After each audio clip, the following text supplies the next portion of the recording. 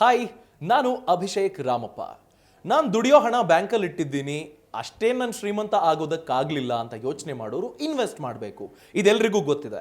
Investment ಮಾಡೋದಕ್ಕೆ ಹಲವು ಅವಕಾಶಗಳಿದೆ. ಆದರೆ ಒಂದು ವೇಳೆ ಬ್ಯಾಂಕ್ಗಳು ಈಗ ರೆಪೋ ರೇಟ್ ಏನೋ ಹೆಚ್ಚು ಕಮ್ಮಿ ಆಯಿತು ಅಂದ್ಕೊಳ್ಳಿ, ಇನ್ಫ್ಲೇಷನ್ ಹೆಚ್ಚಾಯಿತು ಅಂದ್ಕೊಳ್ಳಿ, ಆಗ ನಿಮಗೆ ಕೊಡೋ ಬಡ್ಡಿ ವಿಚಾರದಲ್ಲೂ ಬ್ಯಾಂಕ್ಗಳು ಯೋಚನೆ ಮಾಡ್ತವೆ. ಅವುಗಳಿಗೆ ಲಾಭ ಆಗದೇ ಇದ್ದಾಗ ನಿಮಗೆ ಹೆಚ್ಚಿನ ಬಡ್ಡಿ ಹೇಗೆ ಕೊಡೋದಕ್ಕೆ ಸಾಧ್ಯ? ಇನ್ಫ್ಲೇಷನ್ ರೇಟ್ ಜಾಸ್ತಿ ಇದ್ದು ಅದಕ್ಕಿಂತ ಕೆಳಗಡೆ ನಿಮಗೆ ಬಡ್ಡಿ ದರ ಕೊಟ್ಟರು ಬ್ಯಾಂಕಲ್ಲಿ ಇಡೋದ್ರಿಂದ ಏನು ಯೂಸ್ ಇಲ್ಲ. ಹಾಗಾದ್ರೆ ನಾವೇನು ಮಾಡಬೇಕು? ಹಾಗಾದ್ರೆ ಅದಕ್ಕೆ ಪರಿಹಾರ ನಾನು ಈ ವಿಡಿಯೋದಲ್ಲಿ ತಿಳಿಸ್ಕೊಡ್ತೀನಿ. ಬ್ಯಾಂಕ್ನಲ್ಲಿ ಇಂಟ್ರೆಸ್ಟ್ ರೇಟ್ ಕಡಿಮೆ ಇದೆ, ಹಾಗಾದ್ರೆ ನಾನು ಎಲ್ಲಿ ಇನ್ವೆಸ್ಟ್ ಮಾಡಲಿ ಅನ್ನೋದಕ್ಕೆ 3 ಸುಲಭ ಆಯ್ಕೆಗಳಿವೆ. ಸ್ವಲ್ಪ ರಿಸ್ಕ್ ಫ್ಯಾಕ್ಟರ್ ಇರುವಂತಹ ಒಂದು ಆಯ್ಕೆನೂ ಇದೆ. ಅದು ಹೇಗೆ, ಎಲ್ಲಿ ನಾನು ಇನ್ವೆಸ್ಟ್ಮೆಂಟ್ ಮಾಡಬೇಕು ಅನ್ನೋದ್ರ ಬಗ್ಗೆ ನಾನು ಈ ವಿಡಿಯೋದಲ್ಲಿ ತಿಳಿಸ್ಕೊಡ್ತೀನಿ. ವಿಡಿಯೋ ಕಂಪ್ಲೀಟ್ಲಿ ನೋಡಿ, ಸಬ್ಸ್ಕ್ರೈಬ್ ಆಗಿ, ಹಾಗೆಯೇ ಬೆಲ್ ಐಕಾನ್ ಅನ್ನು ತಪ್ಪದೆ ಕ್ಲಿಕ್ ಮಾಡಿ. ಫೇಸ್ಬುಕ್ನಲ್ಲಿ indianmoney.com ಅನ್ನು ಫಾಲೋ ಮಾಡಿ. ಹಾಗಾದ್ರೆ ಮೊದಲನೆಯ ಅಂಶ, ನೀವು ಡಿವಿಡೆಂಡ್ ಹೆಚ್ಚಿಗೆ ಕೊಡುವಂತಹ ಸ್ಟಾಕ್ಗಳ ಮೇಲೆ ಇನ್ವೆಸ್ಟ್ ಮಾಡೋದು ಉತ್ತಮ. ಜೊತೆಗೆ ಅನೇಕ ಸರ್ಕಾರಿ ಉದ್ಯಮಗಳೇ ಡಿವಿಡೆಂಟ್ ಅನ್ನು ಘೋಷಣೆ ಮಾಡುವಂಥವಿದ್ದಾವೆ. ಹೀಗಾಗಿ ನಿಮಗೆ ರಿಸ್ಕ್ ಫ್ಯಾಕ್ಟರ್ ಅಂತ ನೋಡಿದಾಗ ಸರ್ಕಾರ ನಿಮಗೆ ಮೋಸ ಮಾಡೋದಕ್ಕೆ ಸಾಧ್ಯ ಇಲ್ಲ, ಅಥವಾ ಸರ್ಕಾರಿ ಸ್ವಾಮ್ಯದ ಉದ್ಯಮಗಳು ನಿಮಗೆ ಅಷ್ಟು ನಷ್ಟವನ್ನು ಅನುಭವಿಸಿಬಿಡ್ತವೆ ಅನ್ನೋದಿರೋದಿಲ್ಲ. ಯಾಕೆ ಹೇಳಿ, ಕೆಲವು ಬೇಸಿಕ್ ಕಮ್ಯುನಿಟೀಸ್ ಅನ್ನು ಕೊಡುವಂಥ ವ್ಯವಸ್ಥೆ ಏನಿದೆ, ಆ ಥರದ ಕೆಲಸಗಳೇನಿದೆ, ಅಂಥ ಕಾರ್ಪೊರೇಷನ್ಗಳೇನಿದ್ದಾವೆ ಅವು ನಿಮಗೆ ಉತ್ತಮ ಲಾಭವನ್ನು ತಂದುಕೊಡದೆ ಹೋದರೂ ನಷ್ಟವನ್ನಂತೂ ಮಾಡೋದಿಲ್ಲ. ಹೀಗಾಗಿ ಲಾಭ ಡೆಫಿನೆಟ್ಲಿ ಮಾಡ್ತಾನೆ ಬಂದಿವೆ. ಅಂಥ ಎಕ್ಸಾಂಪಲ್ಸ್ ಅನ್ನು ನಾನು ಕೊಡ್ತೀನಿ. For example REC, rural electrification corporation, ಇವೇನ್ ಮಾಡ್ತವೆ? ನಿಮಗೆ ಗ್ರಾಮೀಣ ಭಾಗಕ್ಕೆ ವಿದ್ಯುತ್ ಸರಬರಾಜು ಮಾಡುವಂಥ ಕೆಲಸ ಅನೇಕ ವರ್ಷಗಳಿಂದ ಆಗ್ತಾನೆ ಬರ್ತಾ ಇದೆ. ಅದಕ್ಕೆ ಯಾವುದೇ ರೀತಿಯಾದ ರಿಸೆಷನ್ ಅಂತಲೋ ಅಥವಾ ಡಿಮಾಂಡ್ ಇಲ್ಲ ಅಂತಲೋ ಇರೋದಿಲ್ಲ. ಯಾಕೆಂದ್ರೆ ಸರ್ಕಾರ ತನ್ನ ಪ್ರಜೆಗಳಿಗೆ ಕೊಡ್ತಾ ಇರುವಂತಹ ಬೇಸಿಕ್ ಕಮ್ಯುನಿಟೀಸ್ ಅದು. ಹೀಗಾಗಿ ಅಲ್ಲಿ ಕೆಲಸಗಳಾಗ್ತಿರುತ್ತೆ. ಅದಕ್ಕೆ ಬೇಕಾಗಿರೋ ಬಂಡವಾಳಗಳನ್ನು ಈ ಕಾರ್ಪೊರೇಷನ್ಗಳ ಮುಖೇನ ಕೊಂಡುಕೊಳ್ಳುತ್ತೆ ಅಥವಾ ಗಳಿಸುತ್ತೆ. ನೀವು ಅದರ ಸ್ಟಾಕ್ಗಳನ್ನು ಗಳಿಸೋದ್ರಿಂದ, ಅದನ್ನ ಇನ್ವೆಸ್ಟ್ ಮಾಡೋದ್ರಿಂದ ನಿಮ್ಗೆ ಒಳ್ಳೆ ರಿಟರ್ನ್ಸ್ ಅನ್ನು ಪಡ್ಕೊಳ್ಳೋದಕ್ಕೆ ಅವಕಾಶ ಇರುತ್ತೆ, ರಿಸ್ಕು ಕಡಿಮೆ. ಇನ್ನು PFC, ಪವರ್ ಫಿನಾನ್ಸ್ ಕಾರ್ಪೊರೇಷನ್ಗಳು ಅಷ್ಟೇ ಹೀಗೆ ಕೆಲಸ ಮಾಡ್ತಿವೆ. ಅವುಗಳಿಂದಲೂ ನೀವು ಒಳ್ಳೆ ಲಾಭವನ್ನು ಪಡ್ಕೊಳ್ಳೋದಕ್ಕೆ ಅವಕಾಶ ಇದೆ. ಅದರ ಜೊತೆಗೆ ಡಿವಿಡೆಂಡ್ಗಳನ್ನು ಅವು ಘೋಷಣೆ ಮಾಡಿವೆ. ಏನು ಲಾಭ ಗಳಿಸ್ತವೆ ಆ ಲಾಭವನ್ನ ಜನರಿಗೆ ಕೊಡ್ತಾನೆ ಬಂದಿದ್ದಾರೆ. ಆ ಕಂಪನಿಯ ಒಂದು 5 ವರ್ಷದ ಹಿಸ್ಟ್ರಿಯನ್ನು ನೋಡಿ ನೀವು ಅದರ ಮೇಲೆ ಇನ್ವೆಸ್ಟ್ ಮಾಡಬಹುದು. ಕೋಲ್ ಇಂಡಿಯಾ ಸಹ ಉತ್ತಮ ಡಿವಿಡೆಂಡ್ ಅನ್ನು ಕೊಡ್ತಾ ಬಂದಿರೋದಿದೆ. ಈ ಡಿವಿಡೆಂಡ್ ಅಂದ್ರೆ ಏನಪ್ಪಾ ಅಂತ ಅಂದ್ರೆ, ನಿಮಗೆ ಯಾವುದೋ ಒಂದು ಸ್ಟಾಕ್, ಒಂದು ಕಂಪನಿ ಇರುತ್ತೆ, ಸ್ಟಾಕ್ಗಳನ್ನು ಕೊಟ್ಟು ಹಲವರಿಂದ ಬಂಡವಾಳ ಪಡ್ಕೊಂಡಿರುತ್ತೆ. ಒಂದು ವರ್ಷದಲ್ಲಿ ನಿಮಗೆ ಕ್ವಾರ್ಟರ್ಲಿ ಅಂತ ಅವರು ಬ್ಯಾಲೆನ್ಸ್ ಶೀಟ್ ಅನ್ನ ಘೋಷಿಸ್ತಾ ಹೋಗ್ತಾರೆ. ಎಷ್ಟು ಲಾಭ ಬಂದಿರುತ್ತಲ್ಲ ಆ ಲಾಭವನ್ನ ಫೇಸ್ ವ್ಯಾಲ್ಯೂ, ಆ ಸ್ಟಾಕ್ನ ಫೇಸ್ ವ್ಯಾಲ್ಯೂ ಏನಿರುತ್ತೆ ಅದರ ಆಧಾರದ ಮೇರೆಗೆ ಅವರು ಡಿವೈಡ್ ಮಾಡ್ತಾರೆ.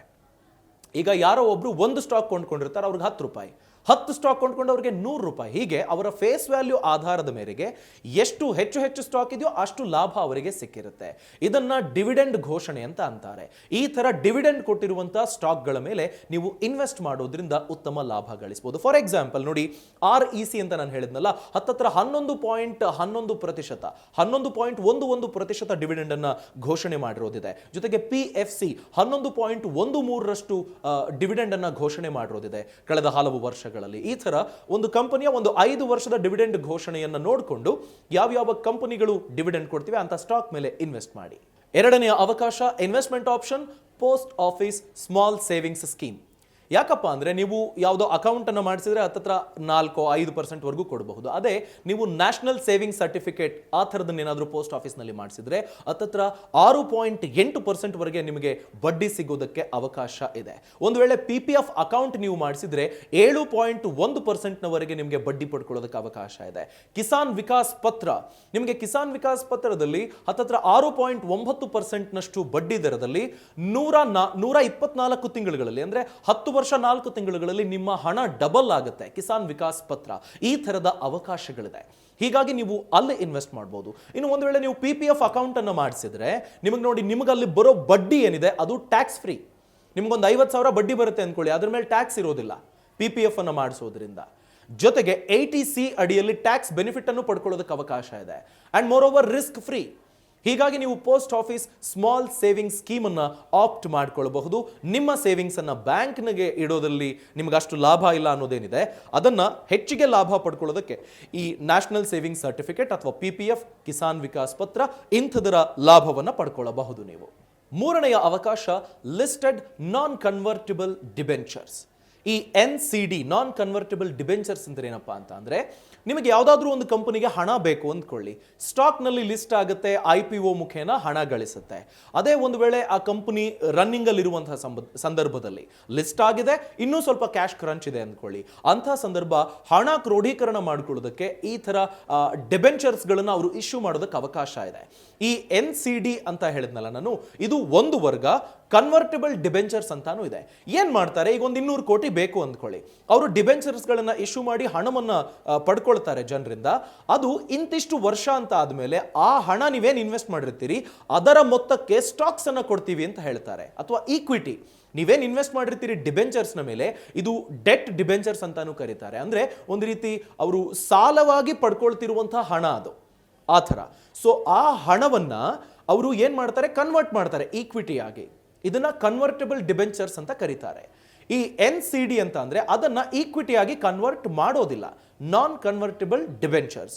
ಈ ಲಿಸ್ಟೆಡ್ ನಾನ್ ಕನ್ವರ್ಟಬಲ್ ಡಿಬೆಂಚರ್ಸ್ ಅನ್ನ ನೀವು ಕೊಂಡುಕೊಳ್ಳೋದ್ರಿಂದ ರಿಸ್ಕ್ ಅಂತೂ ದೊಡ್ಡ ಮಟ್ಟದಲ್ಲೇ ಇರುತ್ತೆ. ಯಾಕೆಂದ್ರೆ ಆ ಕಂಪನಿಗೆ ಲಾಸ್ ಆಯ್ತು ಅಂದ್ರೆ ನಿಮಗೂ ಸಿಗೋ ಹಣದಲ್ಲಿ ಲಾಸ್ ಆಗುತ್ತೆ, ಲಾಭ ಆದ್ರೆ ಅದಕ್ಕೆ ಲಾಭಕ್ಕೆ ತಕ್ಕದಾಗಿ ನಿಮಗೆ ಹಣವನ್ನ ಅವರು ಕೊಡ್ತಾರೆ ಇಂತಿಷ್ಟು ವರ್ಷಗಳು ಅಂತ ಆದ್ಮೇಲೆ.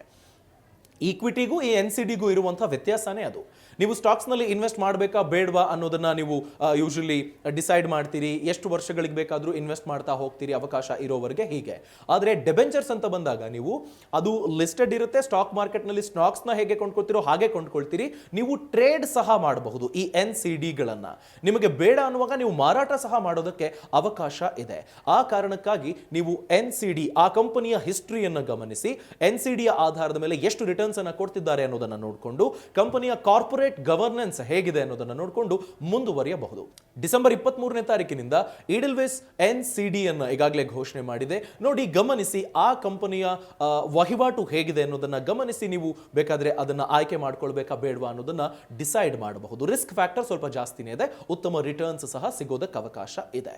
ಹೀಗೆ ನೀವು ಬ್ಯಾಂಕ್ನಲ್ಲಿ ನನಗೆ ಅಷ್ಟಾಗಿ ಉತ್ತಮ ರಿಟರ್ನ್ ಸಿಗ್ತಿಲ್ಲ ಅನ್ನೋದಾದ್ರೆ ಈ 3 ಆಯ್ಕೆಗಳನ್ನ ನೀವು ಬಳಸಿಕೊಂಡು ಡೆಫಿನೆಟ್ಲಿ ಉತ್ತಮ ರಿಟರ್ನ್ಸ್ ಪಡೆದುಕೊಳ್ಳೋದಕ್ಕೆ ಅವಕಾಶ ಇದೆ. ಯೋಚನೆ ಮಾಡಿ ಮುಂದುವರಿಯಿರಿ. ನೀವು ಬಿಸ್ನೆಸ್ ಹೇಗೆ ಮಾಡೋದು ಅಂತ ಯೋಚನೆ ಮಾಡ್ತಾ ಇದ್ರೆ ಫಿನಾನ್ಷಿಯಲ್ ಫ್ರೀಡಮ್ ಅಪ್ಲಿಕೇಶನ್ ಅನ್ನು ಡೌನ್ಲೋಡ್ ಮಾಡ್ಕೊಳ್ಳಿ.